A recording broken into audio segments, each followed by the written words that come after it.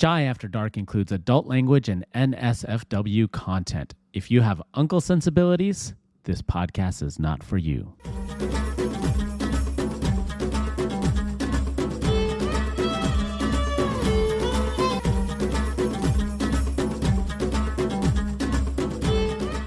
Hey, potty people, it's your captain speaking from greatpods.co, Captain Ron. Thank you for taking the time to listen to us and sign up to our newsletter at chaiafterdark.com. Also, rate us on greatpods.co via desktop computer and click add review. We'd love to see those 5 stars. In this episode, we finished the HBO documentary Breath of Fire, episode 4. Breath of Fire offers a multi-decade examination of the corruption with Kundalini yoga and a portrait of a misguided guru and master manipulator spotlighting the uneasy nexus of the American dream, self-invention, and fanatical ideology. On that note, let's get into it. Let's go. Chai. I have to get After Dark. After Dark I think vibes. this is going to be the first episode that goes from daylight to dark while we're recording. Ooh. Hopefully we finish before it's... We'll have chai as soon as it gets dark. Actually, we won't because I'm not going to make something. And then we'll be up all night. Yeah. Like, no, we're good. And we're up all night and we don't get much sleep. Early light. Obviously, as you can tell, we're very excited. I think we're all excited to finish To wrap it this up. series. What is with it? With when we watch a series, about halfway through, we're just like, oh man, when is this shit done? Because it feels like a lot of these things, they kind of drag it on for a little bit. Yeah. I think it's because I blame the show creators. It's not our fault. It's cash money. It's Maybe all we about should, ad money, man. We're like telling people about these TV shows, and then we're also somewhat telling them not to listen to these TV shows. So are we fucking with our own listeners? No, I feel like if they listen to us make fun of it, they don't really need... I think if you watch the first 3 episodes of this and you listen to our podcast, you don't need to watch the 4th episode. Yeah, just listen to us. And potentially speaking here is that you go watch the episode and then listen to us. But if you're listening to us first and then go watch, I don't know, maybe I don't know what people think about that. But or you could just listen to us and not watch. Or you can, you don't have to watch. We do the watching. Maybe some people are just here for Shubnam's accents. They're all just waiting. They're all just waiting when she's going to get canceled. That's just Homa. Just kidding. That's what I was thinking. I was like, when is Homa? When is Homa going to send us a voice note saying you're canceled? Hey, potty people, welcome to the latest edition of Chai After Dark. Chai. It is your captain speaking, Captain Ron from greatpods.co, one of your lovely co-hosts, alongside our Samim the Dream and Shubnum Num Nums. What's up, guys? Feeling good. Feeling proper. Hey, I'm Brown. Right. Hello. Welcome to this lovely edition. I don't get it either, but whatever. Just laugh. Last episode, Imran was like, I love you guys. We did 18 episodes. We did all this. Thank you guys. Thanks for doing this. And you responded with, I'm Brown. I thought you meant because you just came back from Cabo with the tan. Do I look tan? You know what he looks like right now. So listeners, imagine the sunlight coming through your shades, but it's the horizontal shades, and the sun is facing towards Samim.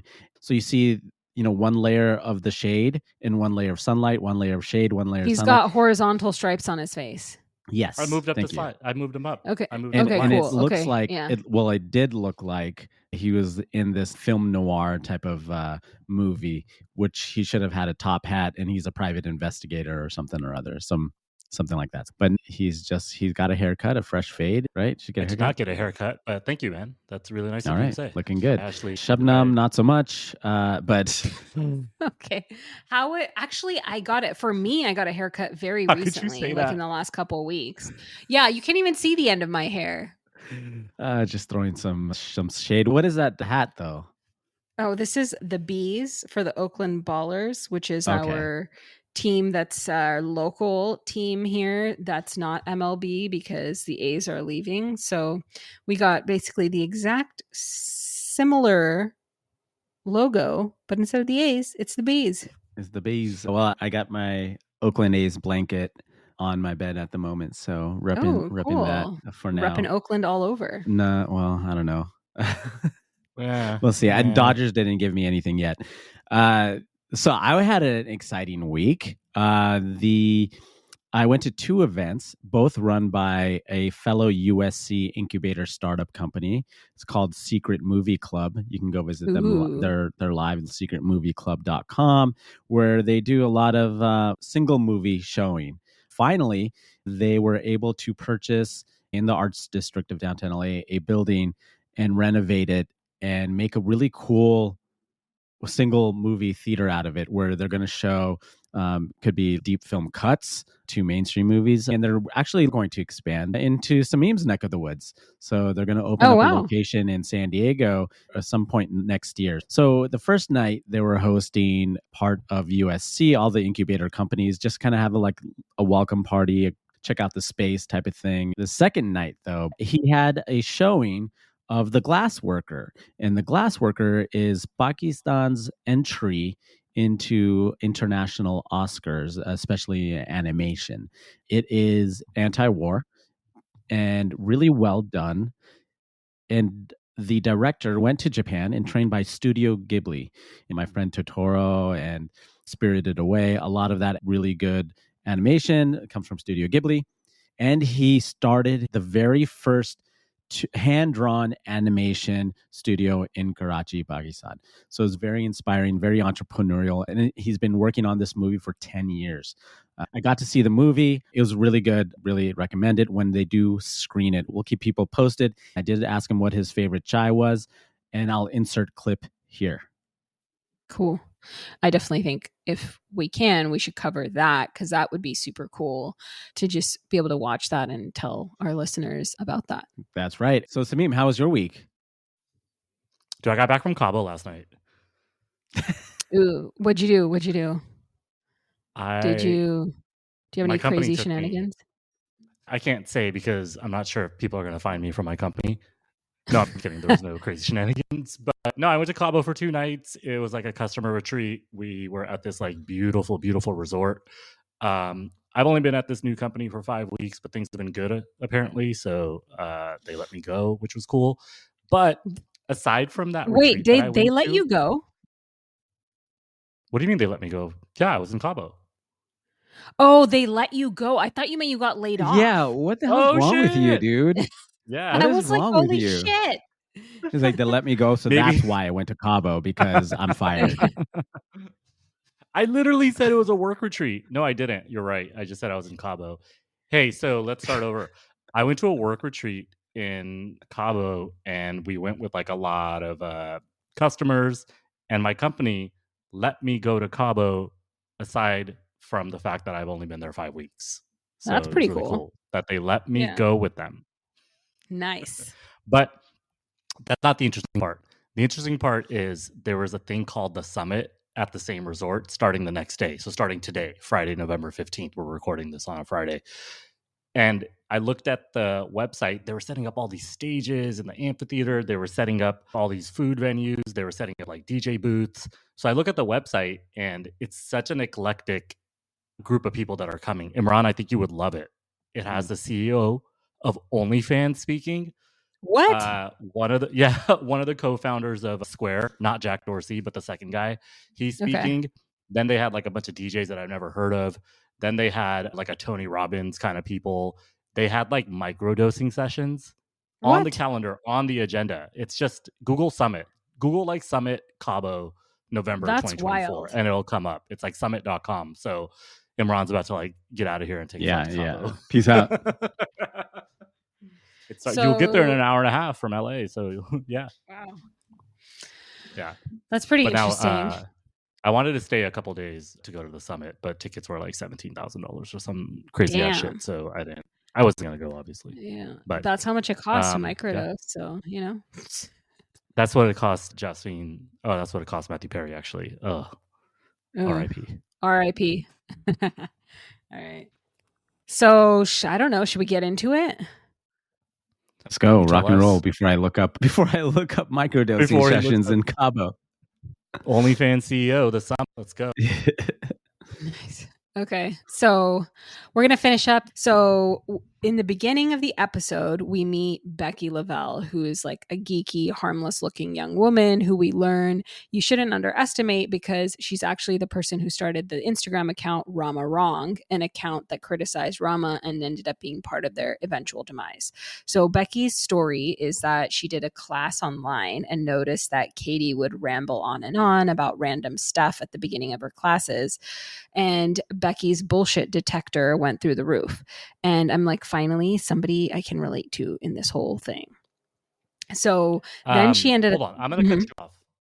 Okay. And I'm going to make a confession to the audience. And I think Okay. our audience is not going to be surprised. I didn't watch this episode. Why? And Too I'm busy about to recap microdosing in it. Cabo? Too busy Oh, man, dude, microdosing in Cabo? Yeah. My company was just like on my ass while I'm in Cabo. I have to send a bunch of emails. I have to like sign Taco Bell or something by the end of the year. So I didn't watch it. But hey, audience, I'm really sorry, but I don't think anyone's surprised that I didn't watch it. So you're going to sign Taco Bell, Yogi Bhajan's favorite meal? Yeah. Yeah. Oh, you caught the connection. A day later. It has to be Nah, day she old. got it. You got it. But I'm really excited to respond to this geeky girl that her bullshit meter went off. I'm actually really happy to hear that. Yeah, so this is instead going to be like story time, and you guys react to the story. Well, I'm gonna tell I you have this. a confession to make. I actually Oh, no. did watch the episode. Okay. Okay. So I will. You mean comment. unlike other episodes, other podcast did you episodes? not where watch the previous episodes? Never. When I'm taking notes, I never watch the episode. I just go off of a vibe. There's always a vibe. I'm going to go back and listen to the last episode, and I'm going to listen to what Yeah. you said, because now I'm starting to think you didn't have any details. Don't from the trust a episode. word any of us say except for Shabnam because she's a lawyer. Don't trust a hoe. Or should you Oh, trust that's a one? lot of pressure. That's a lot of pressure. Should you trust hoes? In different area codes? I don't know. Okay. Hey, guys, Shabnam, let's please get continue. So, anyways, Becky ended up noticing that whenever there were negative comments about the abuse exposed within 3HO or Rama, the Rama staff would delete the negative comments. And Charlotte, former director of Rama, confirmed this, saying Katie actually told her to look for the negative comments, to write down the names of the people who commented negatively in a burn book of sorts, and then block them because they are all fugly sluts. And so in response, Becky Lavelle started the Rama Wrong Instagram account to hold them accountable. Oh. In case you didn't catch it. Yeah. Say it again. I caught What'd that. you miss? Who called who fugly sluts? That's a Mean Girls reference. I was just paraphrasing. So basically, Oh, I thought she actually said fugly sluts. I was like, I can't believe I missed it. She didn't use those two words? No, she didn't use those two words. That's what Regina George uses in Mean Girls. I was like paraphrasing Katie's vibe. She just basically told the director and the other folks to like write down the names of the people who were making bad comments because they are all fugly sluts. Okay, anyway. Then the documentary goes through a series of facts and evidence trying to prove to us just how far off the deep end Katie was going. They start with showing us footage of Katie saying she loves flat earthers. And for me, that's pretty much case closed from there. But they go on and on and on trying to convince us this in case that's not enough. So one of the tangents they go on is they talk about her love life. So we meet Teg Nam, who is a white guy whose birth name appears to be Austin Dunbar. And he kissed Katie in a parking lot one day. And that was the beginning of their not so secret whirlwind love affair. He was Katie's student and like 20 years younger than her. So the whole thing shocked everyone because she used to swear she'd never live with a man again. And she was totally uninterested in getting married. And then all of a sudden she was in this super intense relationship. But Laura, her childhood friend, said Katie, aka Guru Jagat, used to say, I don't care how progressive a woman is. A woman just wants to be claimed. What do you guys think about that? Imran's out the door. Are you guys like really uncomfortable? I just asked you that question. I'm just thinking who I would claim. Patiently listening. Who you would claim? Well, knowing what we know from the previous 3 episodes, and the abuse that Katie actually has gone through growing up, that college experience that she had that made her switch. And I'm not a therapist. Again, I'm just going to say, like, I feel like I've heard stories where that sort of teacher-student thing happens, but also in the foreground of knowing what we know about her history. Usually we don't know about these teachers like throughout the US where they're hooking up with their students, and when they get busted, well, we don't know their mental state, but we do know her mental state through this documentary.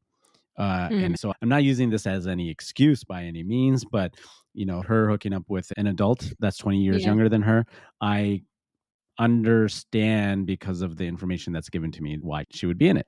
Yeah. In that relationship. I mean, at least Guru Jagat was age appropriate and her mentor was not. So she did learn from the best, right?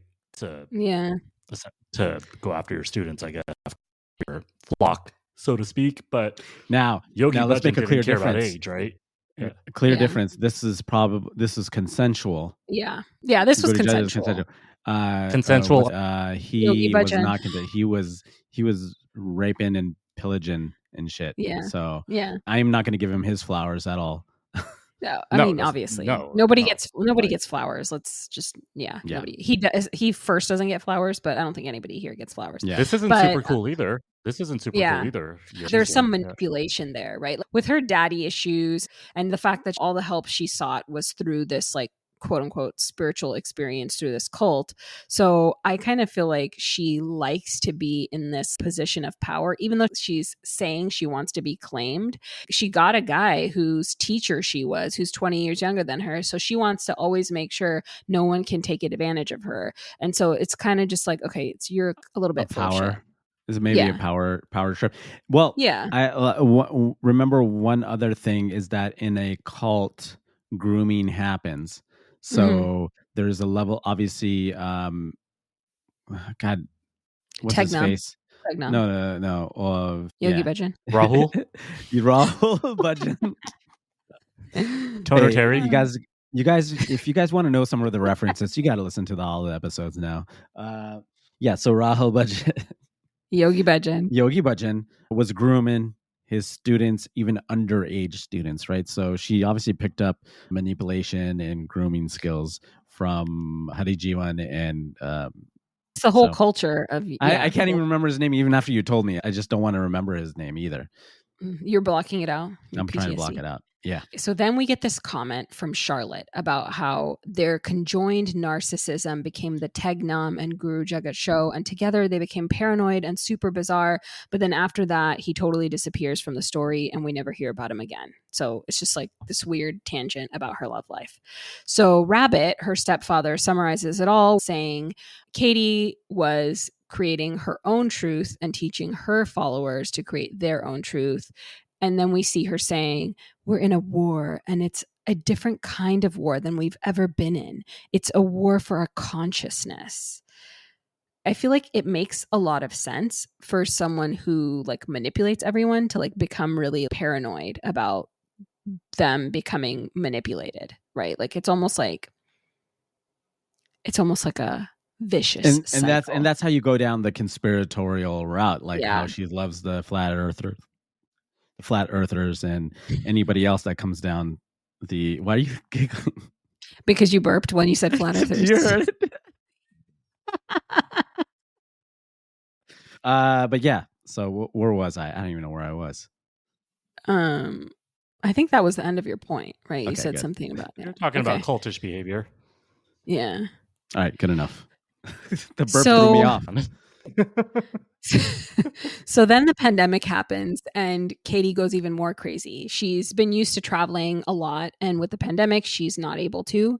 So she was in total denial about COVID. She'd go partying and hand out ivermectin to random people. She started showing her ass by interviewing conspiracy theorists on her podcast. And This is where we hear from an expert who says there's a rise in conspiritualism. And these are people who are spiritual conspiracy theorists. They tend to be these feminine women who have a distrust of mainstream, like Katie, aka Guru Jagat, and Tila Swan. Yes, Boom. Imran? That's Boom. that's not my girl, but that's who I've been talking about. That's who I've been talking about for at least 2-3 episodes. I was telling you, it's like, yo, it's not Tila. Did they say Tila? Oh, I don't know. It's What's her Teal. name? Teal Teal. Swan. Oh, Yeah. Teal Swan. Well, I I was wrote it in talking my about notes it. and it auto-corrected to tilapia. So it's definitely not tilapia. Tilapia Swan. Yeah. This is a good dish. Which restaurant is that coming out of? Okay, so but yo, when I saw her face on there, I was like, oh, what's up, Teal? All right. So Teal Swan is again, I don't want to put definitions on people. I like the experts to do that. So Conspiritualist. That's what she is. Conspiritualist, cultist, you could say also, because she does run her own camp, the PTSD, as it were, reliving your past and reliving those traumatic moments and screaming it out loud. And so in the podcast I listened to called The Gateway, which is about Teal Swan, they had the audio, and it's very eerie to actually hear that audio. And you're not seeing anything, you just hear the screams in the background, which is kind of scary. Cool. I love Shubnam's always wrap up of the moving on segue. She's like, cool. All right. Cool.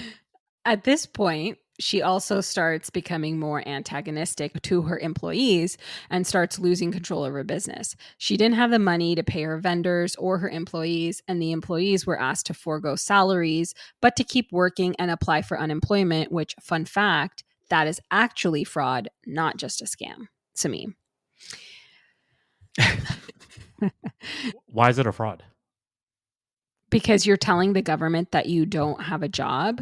When you actually have a job, the employer is just an asshole and is not paying you for your time. So it's a fraud on the part of them. She still wanted them to work. She wanted them to work and file for unemployment. And pretend. Okay, I get it. Wow, holy shit. Yeah, because she wasn't paying them. Like, yeah, totally. Yeah, she has. That's what I'm saying. No flowers for anyone. No, every personality trait that's somewhat necessary to be a cult leader, that's what she had, and that's what she came from, and that's where she learned from the best from Yogi Bhajan. It's pretty wild how it goes, not only like a power trip, like Imran said, but also ego, like Shabnam said, but then just like the shrewdness and the ability to sit at home and think about how can I rip people off, because none of this is like, it's not a mistake. It's not subconscious. It's so conscious. And the fraud is just, I mean, she's very explicit about that, right? Yeah. She talks about her for-profit business, her non-profit business, whatever other business. And then you have the way they display the edits is where you have a picture of her on a boat enjoying life. Stealing money from a shop that opened in Boulder where people are probably making $8 an hour, and you're taking like 10 grand just to buy designer stuff, but you're not supposed to be in designer stuff because you're supposed to be like a yogi that's connected to the spiritual world. It's all just so backwards, culty. So I actually used to work for a cult, and I think I told Shabnam on the phone a couple of days ago, but Imran doesn't know this. Go on. Okay. And I'll just call it out because I don't give a fuck about them. They're called the Aji Network, AJI. It's like this guy named Toby, and his name's not Toby. His real name is Francis. And he made this course program to take individuals to the next level. So when I was like 27 or 28, I just needed a job, and I worked here for like 9 or 12 months. And our job was to convince people to give us their money. And we would tell them how to be successful as like a real estate agent and stuff. So you guys can already see like what the fraud was, right? It was you didn't know shit. I'm not going to call it a fraud because they gave us money for our coursework, but our coursework was directly. So you're going to call it a scam, not a fraud? It's a scam, yeah. So it was pulled directly from a college that Toby used to like work at. People were not only paying us like $6,000 a year. If they made like $150,000 a year, if you made over $600,000, then you had to give us a percentage of your income. Anytime percentages of income come around, to give to an external party or third party, you know it's an absolute scam. Wild. So that's funny. I did my quick Google of AG Network, and someone was asking on Reddit under the subreddit scams. First one. So I got contacted by a guy I haven't talked to in a while, probably 10 years. He was pitching me to apply to this AG Network organization's professional development in business. That's it. Nice. Yep. There seems to be some successful people in it, but his whole pitch had a bit of an Amway feel to it. Pyramid scheme kind of vibe. Can anyone tell me if it's legit? Some guy said network quotes network marketing is a euphemism for MLM, multi-level marketing, which is also pyramid scheming. That's what the Amways of the world are, but they'll defend it to the end of the world. So you'd be right to get an Amway vibe, same line of quote unquote work. So interesting. I want to check out this website. There you go. Should I join? Yeah. I mean, so you can't but join. If you want to get ripped off, you need to give them money. Don't, of course, they have give that money, join, and then we can like talk about it on this podcast. Inside real life job. experience. I'm going to be the mole. I'm going to be the mole inside. Like, all right, guys. But I think it's hilarious how all these people that take advantage of people and rip people off and manipulate them, all of a sudden it's them that start to get paranoid later. It's like they create this own paranoia and mental health issue because of the way that they think, and they think other people are like them. And it's just and then one time because we used to have conferences on Saturdays, right? Because people were working Monday through Friday. So we had like 11 or 12 conferences, and our job was to maintain relationships with our clients, talk to them, whatever. It was so goofy that we used to have like a chair program. So you would sit in the normal chair that the hotel gave, part of the cost of the conference. But then Toby had this idea to buy expensive chairs, and then we would rent them out for like $50 a day if they wanted to have a better chair. It's the stupidest shit I've ever seen. And people would rent them, and they'd be so proud of having these chairs, like it was a sign that you were part of the development program, but you were higher than other people. Like that's really weird. What did you say Toby's name was? Francis. I think his real name is Francis, and his last name is Rahul. Yeah, I think it's Toner Terry Rahul Francis Yogi Bhajan. He's an old bald white guy. Yeah, that's him. That's him, bro. Okay, should we move on with the story? Samim's cult, but keep on going. Yeah. Let's go. So during this time, a few of the employees who we met in previous episodes, like Charlotte, Elizabeth, and Nicole, they were trying to decide if they should leave Rama or not. So Charlotte's boyfriend convinced her to leave, and she ended up realizing she was in a cult by watching the cult documentary called The Vow. This was like such a weird ass shameless plug from HBO in the middle for like another cult documentary. It was weird.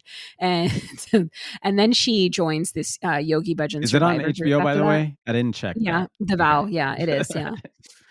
Even if it was another cult documentary, they would have just made her say it was one from HBO so they could show the like little like thing like they did. It's weird. It was kind of lame. So Elizabeth, who was from New York, she also ended up leaving, and she had to get a ride to the airport to go home because she didn't have money to pay for an Uber. She also had to like throw out some of her clothes because she didn't have money to pay for a check-in bag, and she just like ended up flying home. So Nicole, who was Katie's assistant, she was conflicted too, but around the same time she had this accident where she T-boned another car and like it flipped and everything, but luckily the person in the car was totally fine. She ended up with a concussion herself though, but she was really grateful because it forced her to like disconnect from Rama, and it made her realize that she needed to recover from the entire experience. It was like a negative experience. Yeah, her mindset got flipped. Yeah, her mindset got flipped with the car accident.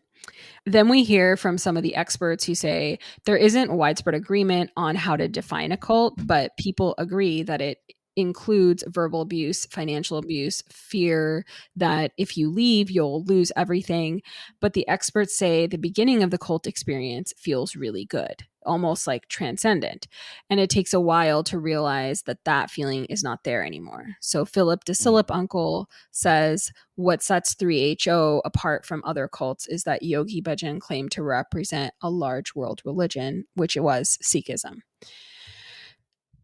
You were talking about like creating fear within the cult members.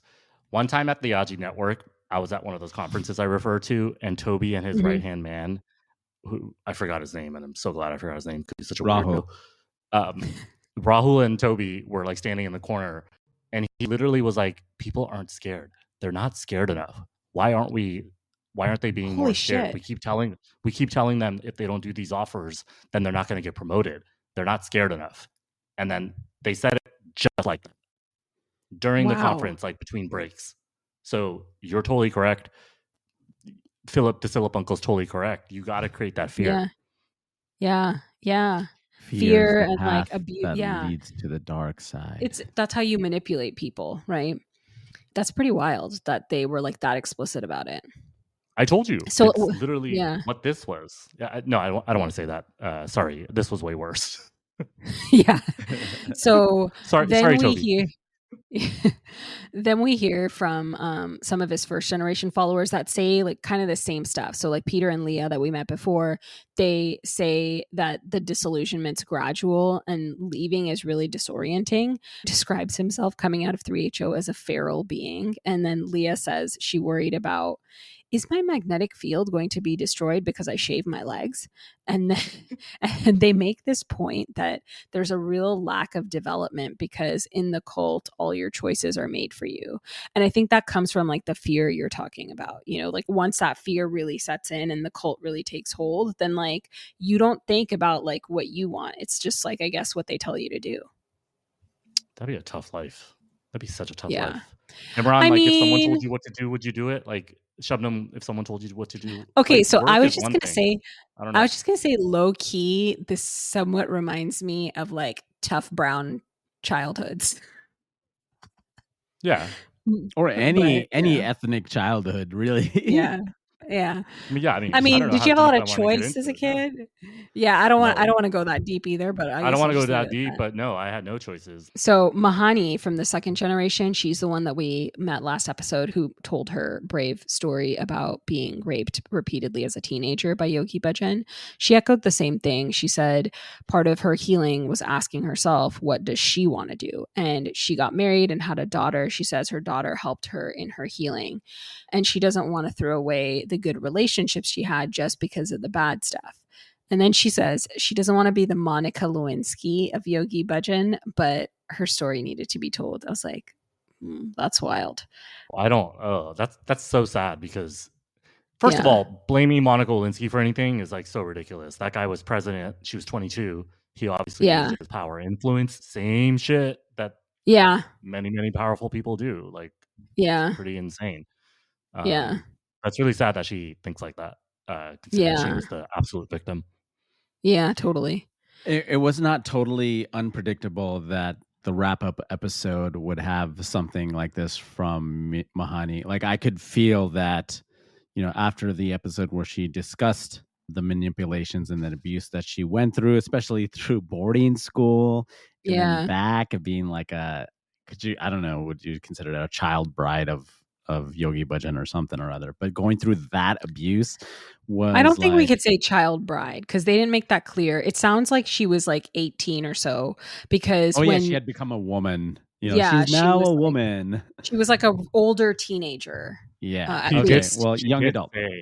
I know we didn't talk about it for obvious reasons, and we said why on the last podcast of what she said, but she did say he had some perversions, and obviously she doesn't go into details, but it sounds like it wasn't just a purely like sexual situation. It sounds like a pretty fucked up situation. Yeah. Obviously it was a totally extremely fucked up situation, fetishized weird ass shit. Yeah, exactly. Yeah. So her wrapping it up, being like talking about this is her story to tell. We don't want to add, I think, Mahani's last bits here where she discusses whether or not she should tell the story. I thought that was a nice wrap up. Yeah, but then I'm like, to Sameem's point, poor Monica Lewinsky, she's like, dude, what the fuck did I do? And then like 30 years later, or however many, 20 years later, I don't even know how many years, I have to be subjected to this shit in this documentary. It's like Monica Lewinsky's like collateral damage in this. But it's so ridiculous. You know, she didn't. I went the serious route, being like, okay, you want to be believed, right? Because she wasn't believed. Monica Lewinsky. Like she went through this whole process in public. So Mahani is saying, I'm not trying to be famous or anything, but she wanted people to be held accountable. And 20 years later, like, people are taking it more seriously. So I went down that route. Okay, so fun fact. I learned what oral sex was from the Bill Clinton Monica Lewinsky scandal. When the scandal know what it is, though. when the scandal first started, I thought it was phone sex, and then throughout the scandal and like all the things they were talking about, the stain on the dress, I learned what it was. So shout out to Bill Clinton. I think I was in high school when this happened, and I'm pretty sure I didn't know what they were referring to either. Damn. Okay, my parents I didn't. think I was They 12. don't. I know we said we weren't going to go too deep into it, but my parents signed that form where you're not allowed to go to sex ed. Oh, So I had to go to the library with this Mormon girl, just me and her. And I Dude, totally wait, remember you thinking didn't even watch the film in 5th grade? That's like- literally what I just told you. In 5th grade In and 5th 9th grade. grade, Dave. Literally, I just said that, bro. No, 5th grade yeah, specifically. there's two. Yeah, the whole puberty one. Yeah, like Yeah, the 5th grade one I skipped. That's the one where I sat in the library with the Mennonite-looking girl with the long skirt and long sleeves and stuff. And then in 9th grade or 10th grade or whatever, I wasn't allowed to go to health either. Can you believe Damn. that was put together with driver's ed? Was it? That was wasn't that in my driver's school. ed, I had For to- my school, it was yeah, driver's ed ed had to do and separate.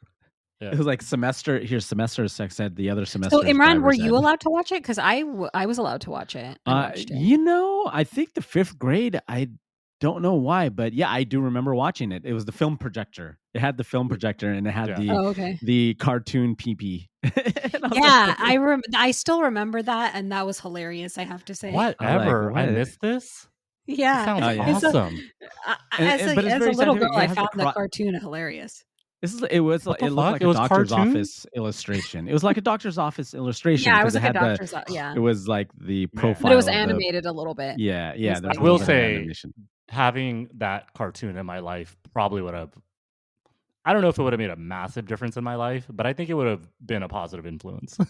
It Without was getting into your details. sliding. It was your sliding doors moment of life. Yeah, I mean, I think it could really, really help me. I think I needed it. Wouldn't that be considering crazy if like you and the Mennonite girl like made out while you guys Yeah, when I was, were waiting? yeah, exactly, yeah. My intermediate school days from 6 to 8, I don't remember any sex ed at all during those years. It was 5th grade and then high school. That was. Let's be real, was bro. that You don't have any gap sex ed right now either, so. Well, that's a Oh, different poor- story that I will talk to my therapist about, and not you. Oh, Yoga flame. Shout out to therapists. Shout out to therapists. All right, so Mike Legal Pop shout out, actually, Back right? to He was our- a therapist on that show. oh yeah, and we just did a crossover with them last episode. You guys should check it out.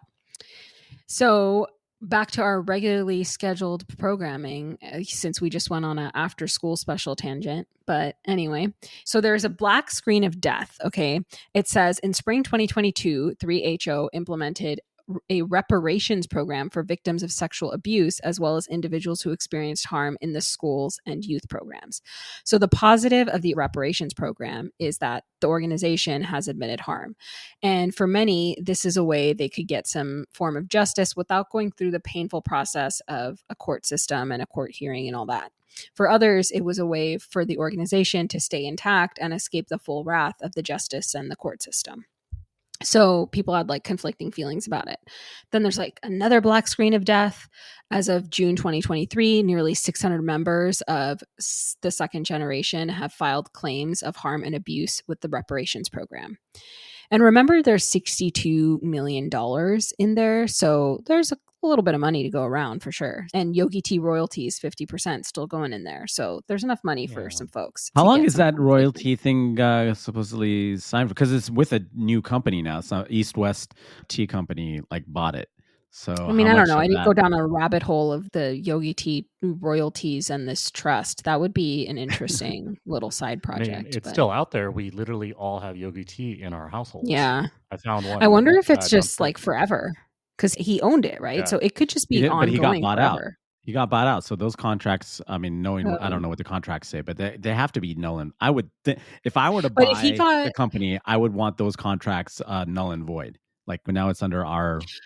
They might not have. So if he got bought out before the documentary, and in the documentary they said 50% of royalties go into the trust, they might, I mean, potentially they could have signed up for that to be like, we'll let 50% go into there.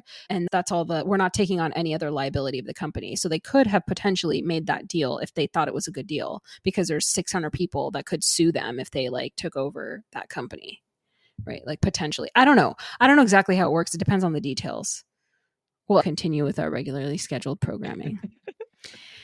So then we learned that some people from 3HO went to live in India to escape accountability. Others, like Sri Khalsa, feel used by Yogi Bhajan. He was Yogi Bhajan's bodyguard from 1998 until Yogi Bhajan died. And he's the white man who's second generation that wears the turban.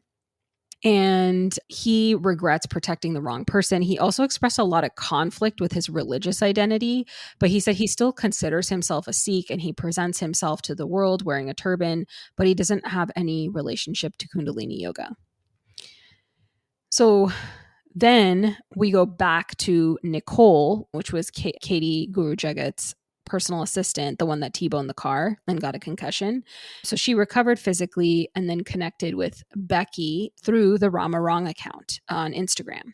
So they started to try to create like a safe space for people to share their stories. They ended up getting like a ton of direct messages in a short period of time, exposing Katie, aka Guru Jagat, as a narcissistic and abusive cult leader who also benefited from slave labor under the guise of that seva concept that Yogi Bhajan bastardized. So, man, when you go down a black hole, you go down a black hole. Okay. Mm-hmm. So East West Tea Company. Okay. You know what the fuck they are? I mean, okay. What? Sikh Dharma is a religion that teaches that everyone has a birthright to be happy, healthy, and holy. Okay. Sikh Dharma owns East West Tea Company. And you want to know the general makeup of the Sikh Dharma International team?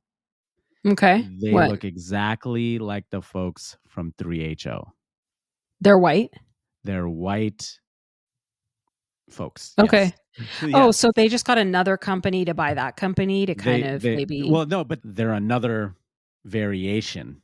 They're another variation. So they could religion. be like they were potentially friends. They're friendly. They were in the community. But are they like real converts that just wanted to practice Sikhism and they're not culty, or are they also culty? I mean, that's why I'll probably step back from is that, you know, in Google search, it says it's a religion. It doesn't say a cult or anything like that yet. I'm sure if I go down a further black hole, it would tell me something else. But the fact that they use healthy, happy, and holy as one of their taglines is directly in line with what we're seeing with 3HO. 3HO is no, that's what this was exactly his slogan. So it's just like I had the yogi tea and Sameem's like, I'll buy it from you. Yeah. That's it. Weird. So Katie, this white woman with a Sikh name and with dread sticking out of a fake Sikh turban, had the balls to tell this black employee that she was a black woman inside a white woman's body, in case you need any more evidence that she's wackadoodle-doo. Then Vice came out with this story, which ripped on Katie even more. Katie was super upset that the article pointed out inconsistencies in her story, like that she hadn't actually physically met Yogi Bhajan and that they called her out for her abusive behavior and appropriating brown culture. So, of course, she goes on a live Instagram and says, being a white woman right now is just like, I mean, we're not trending. And I'm like, okay. Or I think it's just you that's not trending. But in early 2020, she decided to respond by giving an interview to Business of Fashion, telling the reporter that she, in fact, never met Yogi Bhajan, but she says it in a way where she's like, why would you get that impression of I ever met him? And it's like, because those exact words came out of your mouth. And then thankfully, the documentary actually rolls the tape of her saying it right after that. And it's just crazy. Like she's just like totally unraveling. Which is something we learned in the first episode too. Like as far as her meeting Yogi Bhajan or the discrepancy in that story as well. So it's a nice full circle moment. Yeah, where she actually has to admit it, basically. Yeah. Then she starts to also walk back the connection with Sikhism. So Sandeep Morrison, Sikh expert and historian, says what Katie did is so egregious because unlike Indian Sikhs, Katie would go in and out of the Sikh culture and religion by sometimes wearing her turban, sometimes just dressing like a hippie. And in this way, she could move from the cultural and religious experience of being Sikh, and then whenever she wanted, just go back to the safety and privilege of her whiteness. So this kind of made me think about like, what about like legitimate people that convert, right? Like if you're like a legitimate convert to like a mainstream, like normal, real Sikh religion, then you're not going to take off your turban all the time. So although you still have like white privilege or whatever of your skin color and maybe your accent potentially, it's not like Katie. What Katie's doing is worse, is what I'm saying. Because she's like, sometimes she wears her turban, sometimes she just wears some cute earrings, and like she's like freaking fake. She's like Miss Doubtfire. She's whoever she wants to be, depending on what she needs, right? Like it's every aspect of it. Like I was hoping for some sort of like happiness, or hey, maybe she's not that bad. Maybe she's got caught up in this cult and she's not the victim, but she's absolutely the perpetrator. And everything you've been saying, even though I didn't watch the episode, it's so apparent. And I know I already said this, but it's like, how can you just be so like willful? Like we all make mistakes, but for this long to do this to so many people, and not just like the money part of it, to scream at people, to write their names down and find out who's talking bad, like you said in the beginning of the episode. I just can't get over it. Like I get yelled at work, like here and there, to like, you know, but we have like a high pressure job. They were like supposed to have a low pressure job, and they were supposed to be doing yoga and like living life. They were supposed to be free. Right? Yeah, exactly. Yeah, it's just I can't get. I like it makes me feel like every time, Imran, like I just think about what you said, where you're just like, I just feel so bad for these white people. But you know, Samim, next time you get yelled at, just remember that maybe your boss is just giving you an energy adjustment. Shout out my boss. Are we talking about Toby? No, not Toby. No, we're talking about Rahul. Anyway, we're talking about Toner Toby. Toner Terry. Toner Toby. Toner Terry. I miss TT. Jeez. Okay. Oh, okay. Well, so I'm sure it's been a while for like you. The TTs. So anyway, I see no TTs. You're the one who hasn't gone to sex ed, so not me. I've had sex one time because I have one child.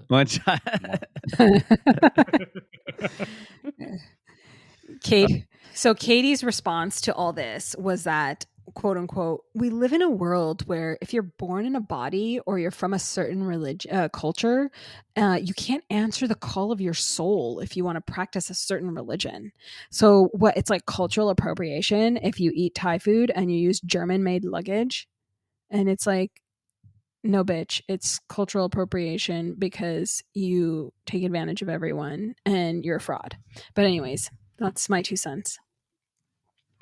When she does her Instagram lives and other stuff, when she's not wearing the turban and dupatta and stuff on her head, it's actually like looks like it's been shampooed, permed, like professionally done. I think she's definitely using some of that money of course, hair product for sure. Yeah. She's eating well and looking good. Yeah. And then Laura, her childhood friend, comes in and goes, I can't imagine how stressful this was for Katie. And somebody might hear me and say, fuck her. And I'm like, yeah, I'm that somebody. Like, I don't care if this is stressful for her. Like, she created this whole freaking situation. Like, I'm supposed to cry for her and be like, oh my God, how stressful for her. No, I don't care. Yeah. I'm sorry. So at this time, the walls were closing in on her and she was running out of money and in debt, which also made me be like, what happened to if you follow this path, you will have more wealth than the beyond and the beyond and the beyond. Like, where did that all go? It went like beyond and into nowhere, I guess. But anyway, she wasn't taking care of her body. You could see she gained like a large amount of weight in not that long of a period of time. But at the same time, Guru Jagat, aka Katie, was Stephen Herzl's, aka Hari Jivan's cash cow. So he kept pushing her and pushing her. And at this point, she wasn't talking to her parents much, but she did hit her mom and Peter Rabbit up for $600K to buy a bunch of land. Her mom now thinks that this was her narcissistic way of asking for help, and her mom's like really sad. It was pretty sad to see her mom. So then Katie traveled to Berlin with Hari Jivan, and while she was there, she ended up slipping on the sill in her shower and she broke her ankle. She called and told her mom, Mama, I'm scared. And her mom said she like never heard Katie say she was scared before. So even though Katie needed surgery on her ankle and she was probably advised not to travel because flying increases the chances of blood clots, she still chose to go back to LA. So we also hear from one of her students that in Kundalini, like you're not allowed to take any medicine, not even Advil. But these cult leaders never actually follow the rules they require their students to follow. So do as I say, not as I do. Yeah, she was probably taking whatever she wanted to take, is my guess. She got home to LA and went to the hospital for surgery on July 15th, 2021. Right after being released home from the surgery, she goes live on Instagram and jokes like, haha, it's my last dying wish is for everyone to please go buy New White Suns remix, Major You Me. So White Suns is Hari Jivan's like band that he's a part of, or like music group that he's a part of, that they've won like Grammys for, and they had this like remix called Major You Me, and she was promoting it and asking her followers to buy it. I mean, she was like, I guess, desperate for money even until the last day. So on July 22nd, she wheelchairs into Rama and teaches a class, even though her ankle's totally still messed up. And everybody notices she's really rattled and unsure of herself. She like super scared and she asks people for help. She starts thinking and talking a lot about death at this point. And on the 27th, Rama posted that Katie had a pulmonary embolism and they caught it in time and she was in the hospital recovering. But she writes this like really cryptic post that includes like, death is a hunter. Victory is the only thought in the mind of a warrior. Your death will tell you that you're wrong. Nothing matters outside of its touch, and like weird ass shit like that. So her mom thinks she knew she was going to die. And then on August 1st, 2021, she dies of a heart attack at 41. In that story, it's just mind numbing to know that you're in the wellness community and you don't take care of yourself at all. Yeah. At all. Yeah. And you're going against doctors' orders about potential clotting and stuff. Now, I know some, I probably would venture out that a lot of people don't listen to their doctors anyway, in general. My mom half the time doesn't listen to her doctor. They don't know nothing. So that sort of mentality probably, but she doesn't work in the wellness industry. This Katie, Kundalini Katie does. And so to have that kind of end your lifetime because of it was ironic. Yeah. She wouldn't be the first powerful person to die like this, right? Yeah. But it's suspicious, right? Right. Yeah, it's suspicious that she was tagging death quotes before she died. So it does sound like she knew she was going to die. Yeah, and I wonder if there's more to come on this story in the future, because it's like she's 41. Yeah, she got pretty heavy, but I mean, like she wasn't like, 1,000-pound sisters or some shit. So I don't know. It was kind of she also weird. Had a major history of drug use, and it's not uncommon to fall to your previous drug use if it affected your body, right? And especially since she didn't take care of herself during COVID, it was obvious. She didn't listen to the doctor. She gained a ton of weight. She got blood clots. There was a lot that was already fucking up her body for many, many years. Like, it almost feels like Kundalini killed her, because if she wasn't in yoga, she might have lived a normal, productive life. Maybe that's why her employee in the first episode said she didn't have to die. Yeah, that's a great point. In where COVID was also happening. And if you weren't careful or protecting yourself, the fact that there was a bunch of stuff happening to her physically also that that could have And mentally probably played a too. role, because if they are preaching anti-vax and she's not vaccinating, and that includes flu shots or any other shots that you regularly need, that could play a role. And if she did get COVID without the vax, and we already know about long COVID, especially certain things that happen to your body if you do catch COVID without a vax, it makes sense now from what you're bringing up. So yeah. Wow. So people had a hard time believing that she died. A lot of people thought she faked her death, and this was her way of like exiting after the Vice article. So her followers wanted to believe she was still living because death couldn't bring her down, and her detractors felt like she had conned everyone into believing she died to escape accountability.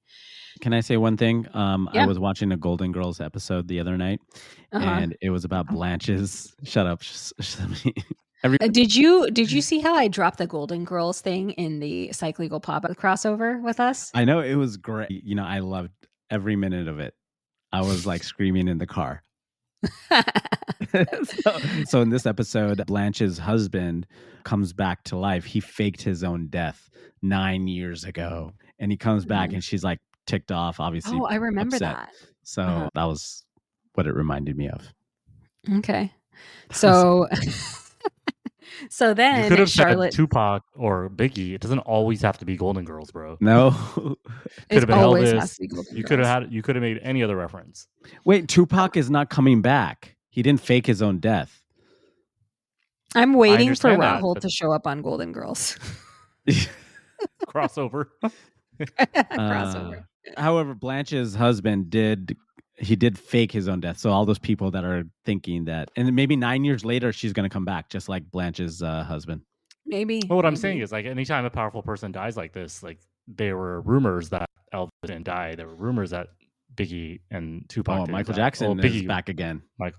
Yeah, so I don't know. If Tupac comes back, that'd be great. I saw him in Vegas. That's Tupac? right. You saw Tupac and Michael Jackson. Are you talking about the Michael Jackson show? Yes. And not actually Michael Jackson? Yes. No. I'm telling you guys that I actually saw Michael Jackson and Tupac hanging out, having a drink together in Vegas. That's what I'm telling you.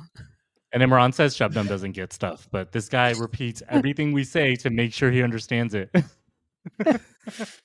So wait, did you say you saw Michael Jackson?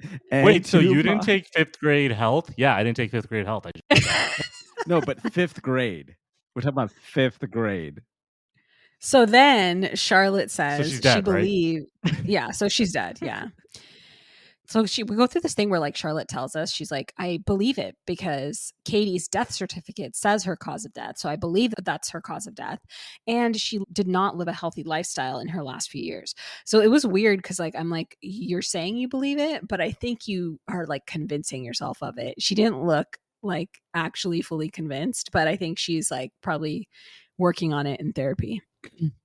But at Katie's funeral, Laura spoke about the contradictions in Katie's life, and that was like poignant. And then Stephen Herzl, aka Hari Jivan, spoke the longest in his full Hari Jivan outfit and gave this whole grandiose delusional eulogy about the sanctification of her becoming this like deity, just like Yogi Bhajan. And then he unceremoniously blows his nose so freaking loud into the microphone. Did you hear that, Imran? No, no. I knew this guy's not remember watching him- this shit, dude. I knew this guy's not watching this shit. How No. can you forget that? I listened to it while I was okay. It was like the prayer part. He does a prayer, and then right at the end, he's like, or some like weird shit like that. I was like, dude, what the hell? Maybe he was doing the breath of fire. Maybe, I don't know, but it was weird. I think It he was doing the gross. breath of fire. I didn't even watch the episode. I felt like I need to Flonase after that. Imran's totally looking it up right now. No, I'm looking for that one scene. Yeah, exactly. That's exactly just what Samim just said. That's what I just said. No, so truth be told, He still didn't hear it. He still didn't hear it. Listen, Lindas. Listen, Lindas. I'm timing the episode that we're recording alongside the actual video too, because I didn't take notes. And usually I have notes with me, and you Okay. guys didn't allow for me to do this properly. Oh, okay. It's all our fault. Yeah. So Stephen Herzl and the organization continued her practices and held events charging people for her pictures and practices. A lot of her students felt that was like extremely off-putting so soon after her death. But I think like Hari Jivan, Stephen Herzl's just like, you know, he loves that green. So then they go into this like stupid section. I mean, I don't know, call me heartless, but they start empathizing with Katie. Like it's like an empathize with Katie section. And they say, Who's well, they? a lot of people Who's like the people that knew her and like Laura and stuff like that, they say, while a lot of people said she was just a woman and a grifter, that others like Nancy, one of her followers, say that Katie helped her break away from her abusive relationship. But I'm like, so what? So she did one right thing. Like, Yeah. she like, I don't care. It's just that's dumb. Like anybody can say anything positive, and I always say this about people. We're such complicated creatures, and like none Yeah. of us are perfect, and none of us Yeah. are like, we don't always say the right thing. We don't always do the right thing. But Yeah. her intention was to be deceitful. Her intention was to not be a Yeah. good person. Her Yeah. intention was every step of the way to try to get as much as other people as she could, and it just Yeah. doesn't vibe with the fact that just because one day, of course, you can be the most fucking ridiculous cult leader of all time, and somebody walks up to you and they're in your cult and they're like, my husband is abusive, I need to get away. Why would that cult leader, unless you know you can't get divorced, maybe Kundalini cult, but they would help them, and I wouldn't think they're a better person for it. Just like you're kind of saying too, Shabnam. Yeah. Well, especially if the person that she was with wasn't part of the cult, they'd be like, yeah, he sucks. And this is going to make you feel better and all this stuff. Right. So, I mean, I don't know. It's like, it is what it is. Like, congratulations. You did one right thing out of a million. Guess what? Even a broken clock is right twice a day. And so then we learn Hari Jivan still teaches Kundalini and has followers. He also just recently won another Grammy. And then we get a black screen of death that says Kundalini is a very American story. It continues to be taught in more than 600 studios around the country. And then Elizabeth Morrison, the girl from New York who was like a follower of Katie's, she criticizes Stephen Herzl, saying, to know how this was created and the victims it created, and you're using this for your own personal gain, because that's what it is. You're saying this worked for me, and without acknowledging where it came from. She says, I always tell people you can make a great meal from ingredients that came from the dumpster, but you should really let people know you're serving them a meal that came from the dumpster. I was like, that's pretty good. Wow, interesting. Yeah. Yeah. And then we get this last black screen of death that says nearly 1,400 people have signed an open letter criticizing 3HO's reparations program as being inadequate for those who were harmed by the organization under Yogi Bhajan. Several So that lawsuits. $62 million isn't enough, actually. Yeah, that's what they're saying. Several lawsuits are pending against 3HO, including allegations of battery and child sex abuse. Hence why they closed down their location in Los Angeles and is permanently closed. Yeah. Hmm. So Interesting. that's a wild, wild ride, a wild story. What do you guys think? I have no thoughts. No, I'm kidding. Yeah. I thought it was a good story in the sense of I'll go back to the saying, do what I say, not what I do mentality of a cult. They never practice what they preach. But it was a nice little cap on the story of these 3 episodes. We get to know 4 the episodes. abuse. We get to know the creation of it, the appropriations happening. We get to know about a new type of yoga, I suppose, that's still hanging around. It's still active. Yeah. We'll have a friend on the next episode to talk about wellness and yoga. And so you get that full circle moments. And what I did appreciate is the amount of footage they had, not only just photos, but like just video footage of the boarding school even, or even back in the day when they were doing stuff with the hippie generation. So this type of video footage I appreciated, and it was definitely worth hearing. I think it was the right amount of episodes as well, because if it went on 8 episodes, I'd be like, I'm out. Like no. Yeah, I think they even could have. They could have even made it 3, I think. I don't think they needed 4. And I felt like it was a little bit disjointed with like the old generation and the new generation. But Back to the Future. Yeah. There is a Hulu docuseries on this as well that came out in Really? 2022. So I know we didn't reference Vice, that. I believe, has one too. It's the Vice one. So the Vice one is on Hulu. Yeah. Okay. So I'm referring to that. Yeah. I haven't seen that one. So I'm assuming HBO had to do things a little bit different. You can't just copy paste from a previous. Right. Well, they mentioned the Vice Especially from here. So they do source the Vice article it, in here. But obviously, it came out before. I'm sure there's new information. This one has newer. Yeah. Some of the lawsuits that Shubnam referred to and HBO referred to are not in the Vice one because they were filed. Oh, they were after. Later. Yeah. Yeah. Well, it'll be interesting to hear what our good friend Ritu Mahindru, wellness specialist extraordinaire, has to say about this documentary and everything else next week. So. Yeah, that's going to be good.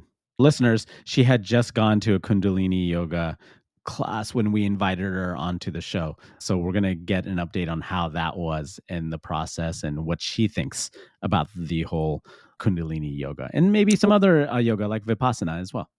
Yeah, we should ask her like if they serve day old Taco Bell there.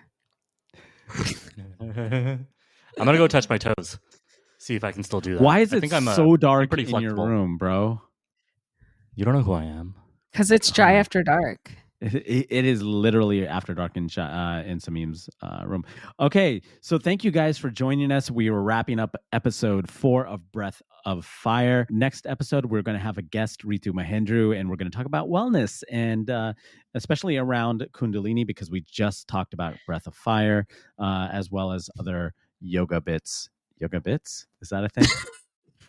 That sounds dirty. Well, Samim missed that part in 5th grade. We got to see it. I don't know what that is. Yeah, so yeah. You missed all the yoga bits in 5th grade. But as always, like and subscribe. Give us 5 stars. Don't give us 1 star. Give us 5 stars. And reach out to us if you have ideas. We have an idea of what's coming up. We hope you stay tuned. And always give us feedback. We appreciate everything everybody is doing and reaching out, especially our friends. Shout out to our friends reaching out as well and giving us feedback. So we appreciate and ideas. Yeah. That we might take them up on, and some fun stuff coming. Stay tuned. Yoga flame. Okay, thanks, Shubnam. Chai. Stay tuned. I take my leave. Let's jingle out of here, dude. Let's get the fuck out. I take my leave. Sorry, yoga. Let's jingle out of here. Let's get out of here. You're supposed to say this entire series. You were supposed to say yoga flame each episode. You have not once. I had to throw in the drop of Street Fighter. Dude.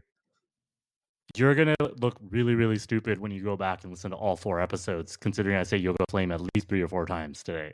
Yoga flame! No, you did not say yoga flame. I think he said it in the beginning. No, I think he said it in the beginning. When I said it on every episode, the intro, when I listen to the intro, then I'll listen to it and make sure it's there. It might not be when you want it, obviously, because I say it at random times. I don't know when you want me to say it. I want you to say it now at the end. Yoga flame. Yoga fire. Yoga flame. All right, I take my leave. Yeah, we will. I'm going to fight you. Chai. I'm going to rip your pits off. I'm going to fight you. Ew. Chai. All right, I gotta head over to sex ed class. I take my leave.